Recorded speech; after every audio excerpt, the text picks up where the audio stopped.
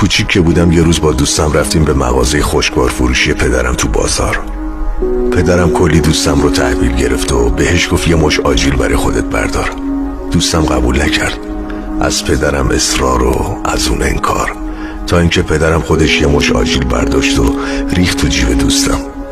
از دوستم پرسیدم تو که اهل تعارف نبودی، چرا هرچی پدرم اصرار کرد همون اول خودت بر نداشتی؟ دوستم خیلی قشنگ جواب داد. گفت آخه مشتای بابات بزرگتره.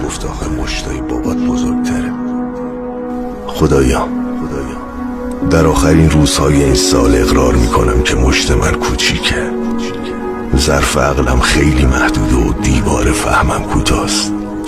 پس به لطف و کرمت ازت میخوام که با مشت خودت از هرچی که خیر و صلاحمونو عقلم بهش قد نمیده، زندگی خودم و دوستامو همه خانواده ها رو پر کن.